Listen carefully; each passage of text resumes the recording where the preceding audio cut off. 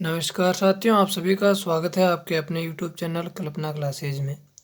आज हम आपके लिए लेके आए हैं राजस्थान में जो माध्यमिक शिक्षा बोर्ड है इसके कक्षा 10 के हिंदी विषय का मॉडल पेपर जो आपके बोर्ड परीक्षा 2023 में होने जा रही है उसका है।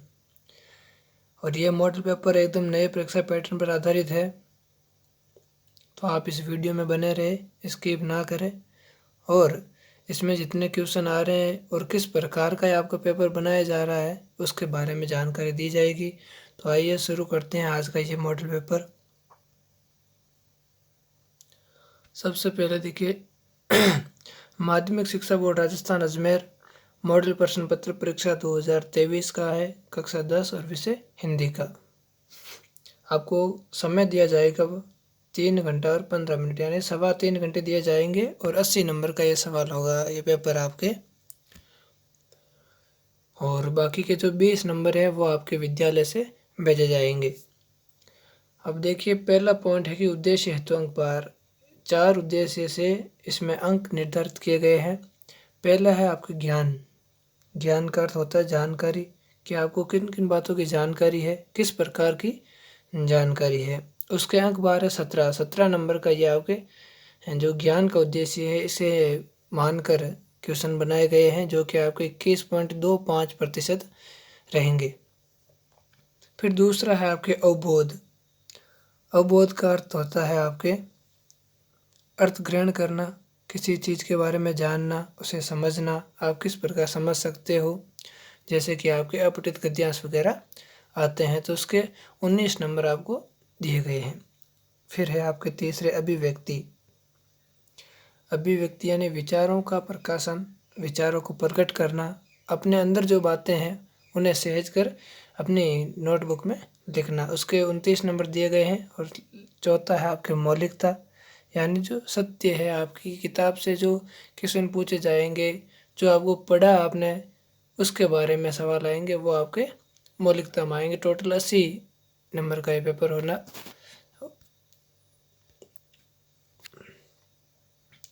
देखिए बात करें प्रश्नों के प्रकारवार अंक भार की, तो किस प्रकार के कितने प्रश्न आएंगे। तो सबसे पहले वस्तुनिष्ठ, यानी कि अवसदा वाले और रिक्त स्थानों की पूर्ति करें, इस प्रकार के सवाल आएंगे। 18 सवाल आएंगे और प्रत्येक वो आपके 1 नंबर के होंगे। ठीक है। फिर दूसरा अति लघुरात्मक, यानी बहुत छोटे, एक शब्द में या एक आधी लाइन में आपको जवाब देना, उसके 12 प्रश्न आएंगे, सभी प्रश्न 1 नंबर के। फिर है आपके लघु उत्तरात्मक, यानी कम से कम 2 लाइन से लेकर 5 लाइन तक आपको उत्तर देने हैं, उसके 13 प्रश्न आएंगे और प्रत्येक प्रश्न 2 नंबर के। फिर आपके हिंदी में दीर्घ उत्तरीय प्रश्न नहीं है बिल्कुल भी, सीधा निम्नात्मक है। जब प्रश्नों की संख्या अगर 4 होगी तो प्रत्येक प्रश्न आपके 3 नंबर के होंगे, और 3 होंगे तो प्रत्येक प्रश्न 4 नंबर के। तो 50 प्रश्न दिए जाएंगे। ठीक है। अब बात करें विश्व वस्तु का अंक भार, किस विषय से आपके कितने प्रश्न आएंगे। तो सबसे पहले है अपठित गद्यांश वगैरह, तो उसका अंक भार आपके 10 नंबर के होंगे वो।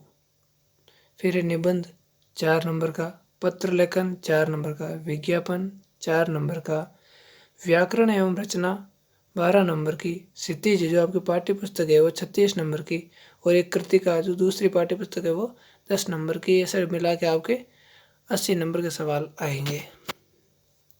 तो देखिए आज का ये मॉडल पेपर इस प्रकार शुरू हो रहा है। समय आपको 3.25 घंटे दे दिए, अंक आपको 80 दे दिए। सबसे पहले आपके पेपर के ऊपर इस प्रकार के निर्देश लिखे हुए आएंगे, जिसे आपको सर्वप्रथम पढ़ना होगा। लिखा है कि परीक्षार्थी सर्वप्रथम अपने प्रश्न पत्र पर नामांक अनिवार्य लिखे, यानी अपने पेपर पे सबसे पहले आपको रोल नंबर लिखना होगा। उसके बाद सभी प्रश्न हल करना अनिवार्य है। प्रत्येक प्रश्न का उत्तर दी गई उत्तर पुस्तिका में ही लिखे। जिन प्रश्नों के आंतरिक खंड है उन सभी के प्रश्न के उत्तर एक साथ लिखे, यानी कि जो एक प्रश्न के अलग अलग बिंदु है उन्हें एक साथ ही लिखना। जैसे कि आपका गद्यांश आ गया, इसमें 4 सवाल पूछे, आप ऐसा नहीं कि 2 यहाँ कर लिए 2 बाद में कर लिए, ऐसा नहीं होना चाहिए। फिर अगला कि प्रश्न का उत्तर लिखने से पूर्व प्रश्न का क्रमांक अवश्य लिखे, यानी जो प्रश्न कर रहे हैं उसकी संख्या लिखना जरूरी है। और लास्ट है कि प्रश्न संख्या 17, 18, 19, 20, 22, 23 आंतरिक विकल्प है, यानी अथवा में सवाल है, तो वो हम आगे देखेंगे। तो खंड अ से पूछा गया है कि निम्नलिखित अप्रत्यात गद्यांश को पढ़कर पूछे गए प्रश्नों के उत्तर लिखिए। आपको जल्दबाजी बिल्कुल भी नहीं करनी है। जो सवाल आपके सामने हैं उन्हें आराम से आप पहले पढ़ें। जब पूरा पढ़ोगे तो आपके सामने उसके उत्तर अपना आप ही आ जाएंगे। लिखा है कि जयशंकर प्रसाद जी काशी के सुगनी साहू के प्रतिष्ठित घराने से उत्पन्न हुए थे। यह घराना अपनी दानवीरता के लिए प्रसिद्ध था। इन्होंने क्वींस कॉलेज में 7वीं कक्षा तक पढ़ा था, पर घर में ही संस्कृत, अंग्रेजी, हिंदी, उर्दू, फारसी का व्यापक अध्ययन किया था। प्रसाद जी मूलतः कवि थे। उनकी समस्त रचनाओं में उनका कवि हृदय झलकता है। उन्होंने प्रारंभ में ब्रज भाषा में कविता लिखी। उनकी विद्यायनी कर्तृत्व ही की समता का परिचय झरना के प्रकाशन से सांकेतिक रूप में मिला। जहाँ तक छायावाद की प्रतिष्ठा का प्रश्न है, प्रसाद जी ने उसका बीजारोपण झरना में ही किया। झरना के पश्चात आंसू का प्रकाशन काव्य के क्षेत्र की हिंदी साहित्य में बहुत बड़ी घटना है। ये इस प्रकार का अपठित गद्यांश, यानी कि यह आपकी पुस्तक से नहीं लिया गया है, आपने पहले नहीं पढ़ा है, तो ये गद्यांश आपके सामने है। अब इसी के अंदर से कुछ सवाल आपके सामने आएंगे। देखिए, पहला सवाल है कि उपयुक्त गद्यांश का उचित शीर्षक दीजिए। जो आपने ये गद्यांश पढ़ा, इसका शीर्षक क्या होना चाहिए, इसका नाम क्या होना चाहिए। ऑप्शन आ छायावाद, ऑप्शन ब सरस गीत, ऑप्शन से जयशंकर प्रसाद, ऑप्शन द झरना। तो आप अपने मन से सोच के देख सकते हैं कि अगर इस प्रकार का कोई पाठ लिखा हुआ आए तो आप इसका नाम क्या दोगे।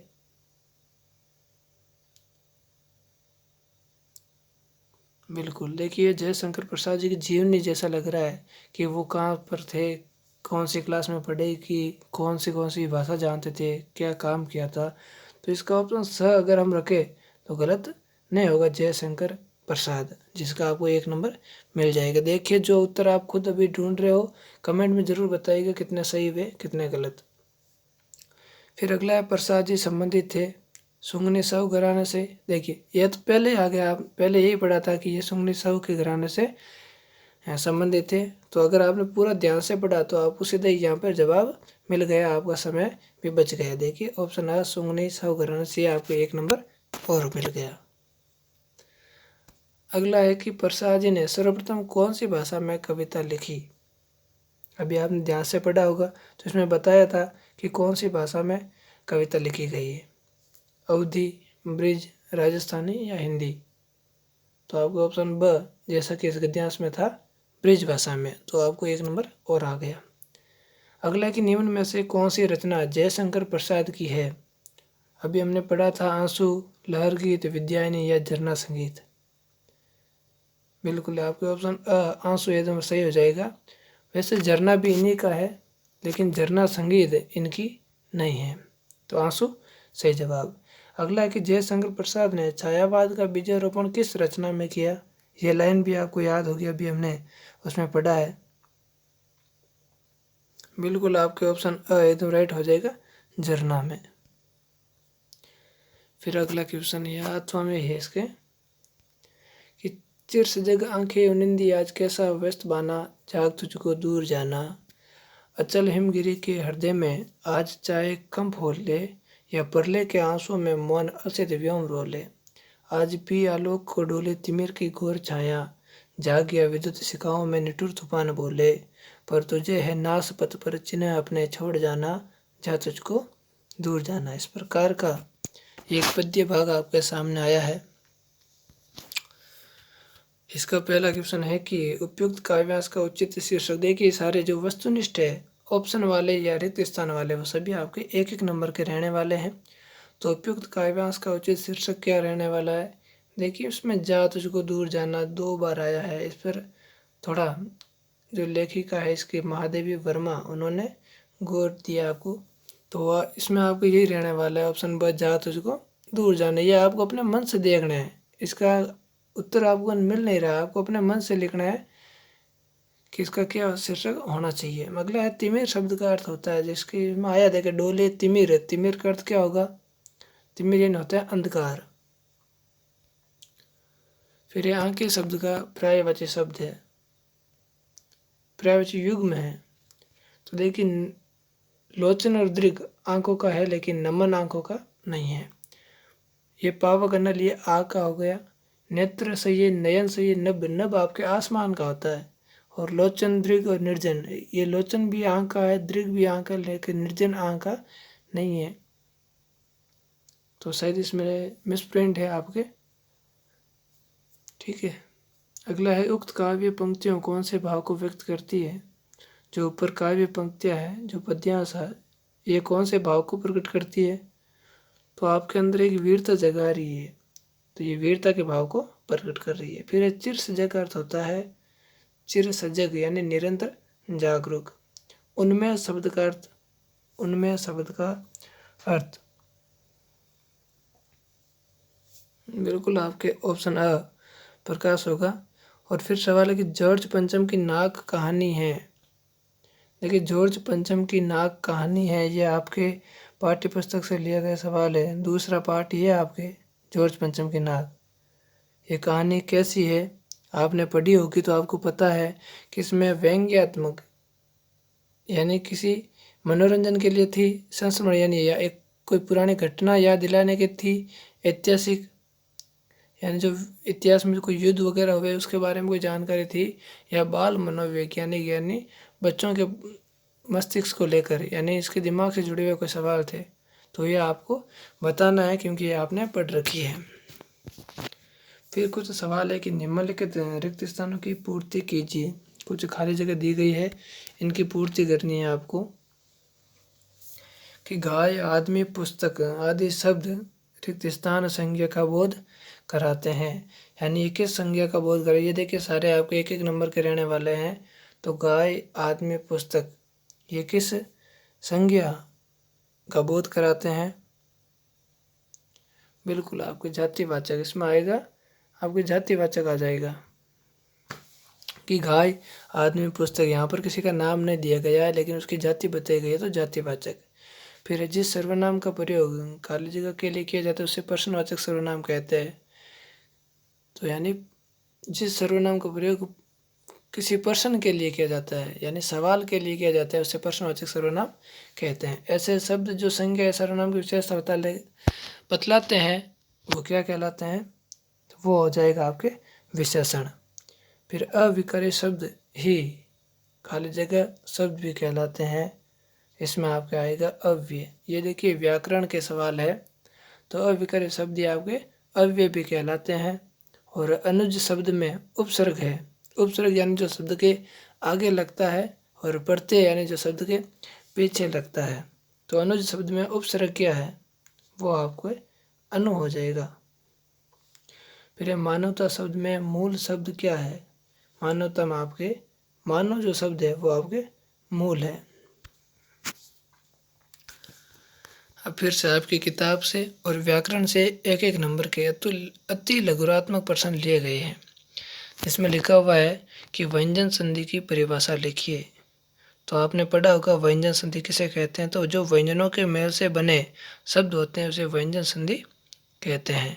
फिर तत्पुरुष समास के दो उदाहरण लिखिए। देखिए तत्पुरुष समास कहते किसे, ये भी आपने व्याकरण में पढ़ा होगा।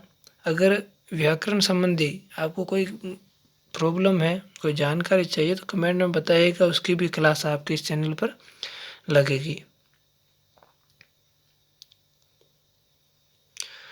तो तत्पुरुष समास किसे कहते हैं, जिस समस्त पद का दूसरा पद प्रधान होता है वो तत्पुरुष समास कहलाता है आपके।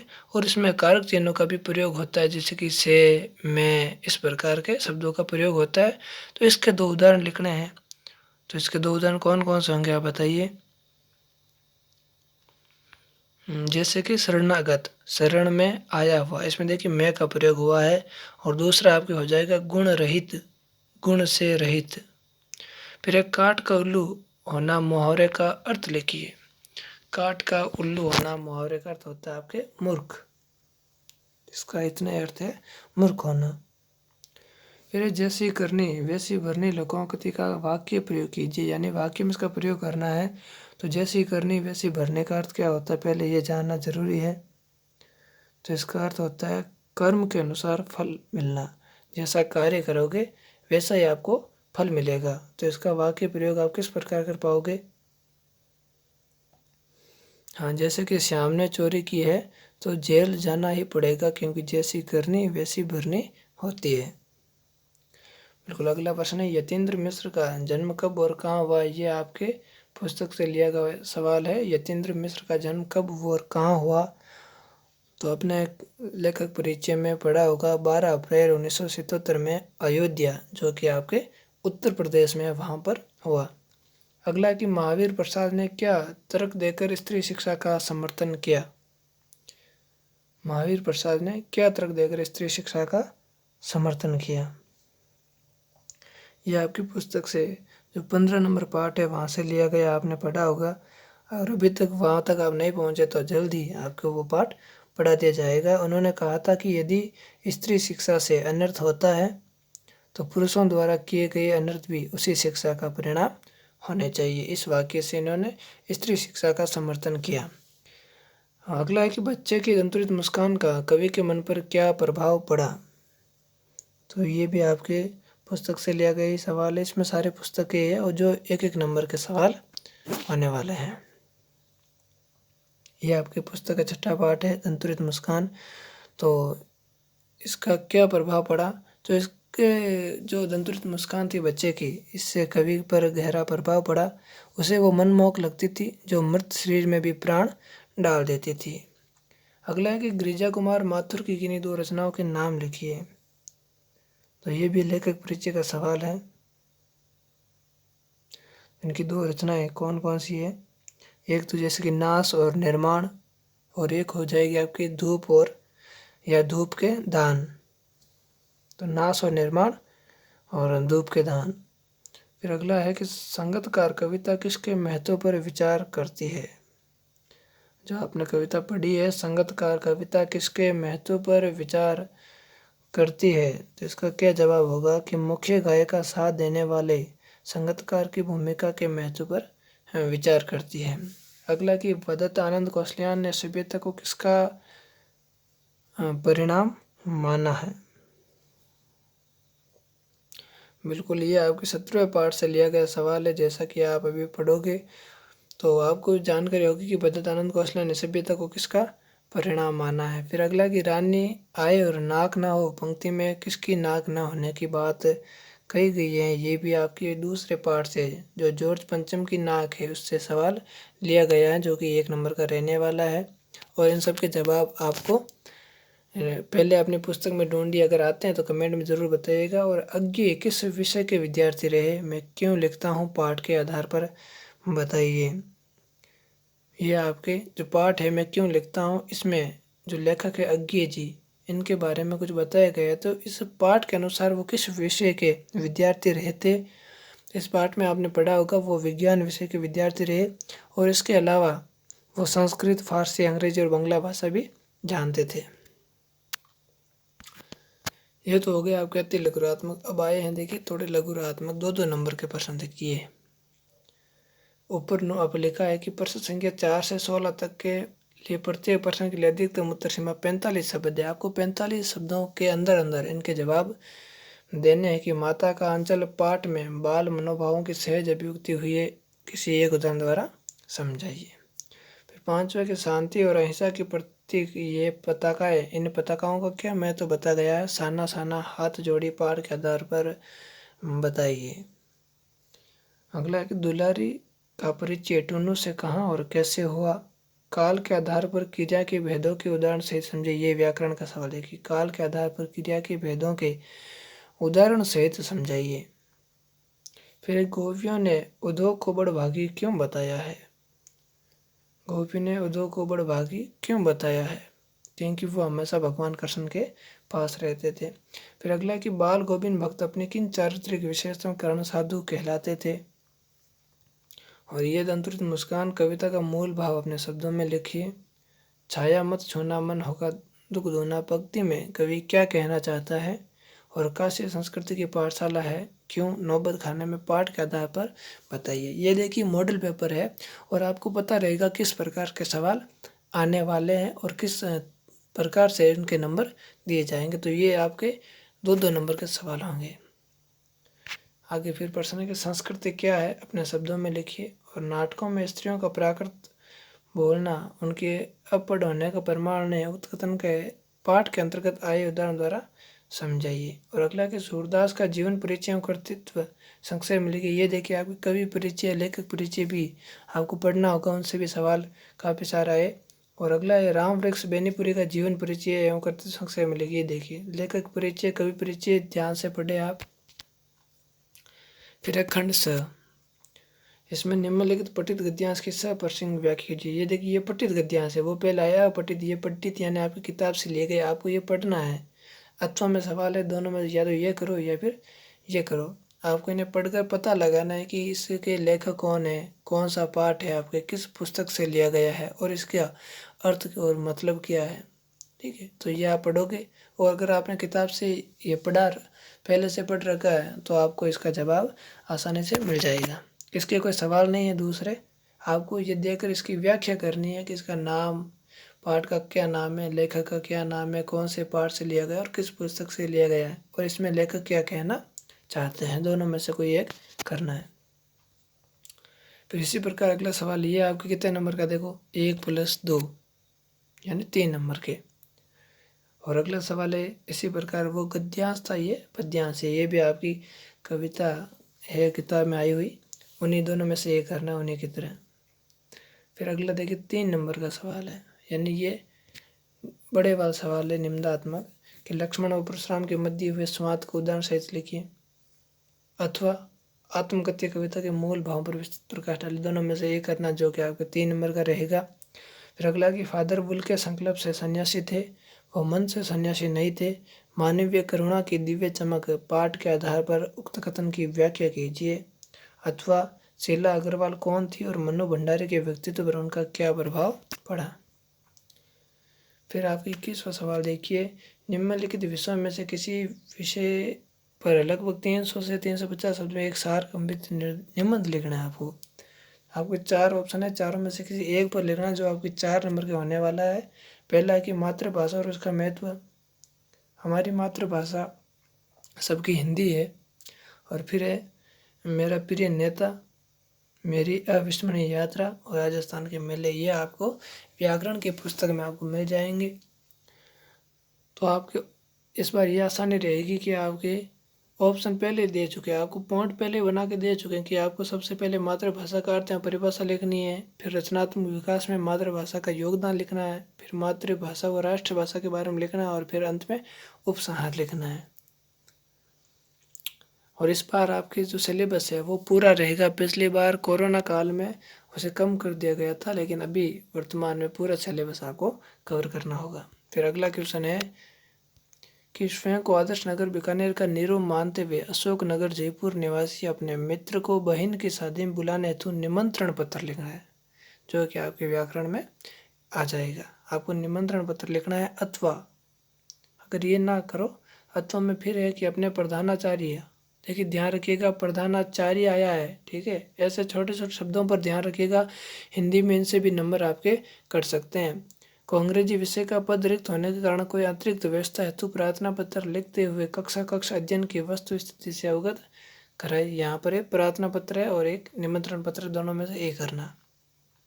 फिर अंतिम सवाल है कि 9 अंक विधवा महिला सहायता संस्था जयपुर द्वारा बनाई गई कारपेट की बिक्री हेतु एक विज्ञापन लिखिए।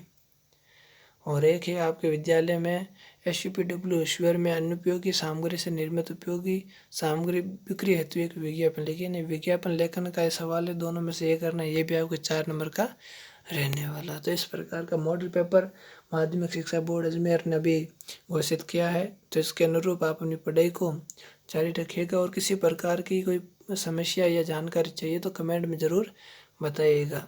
सभी को एग्ज़ाम के लिए बेस्ट ऑफ लक। धन्यवाद, आप हमारे चैनल पर आए। वीडियो अच्छा लगा तो लाइक कीजिए और अपने साथियों के साथ शेयर ज़रूर कीजिएगा। और इसी प्रकार हम अलग अलग विषयों के मॉडलों पर लेकर आपके सामने आएंगे। तब तक जय हिंद, जय भारत।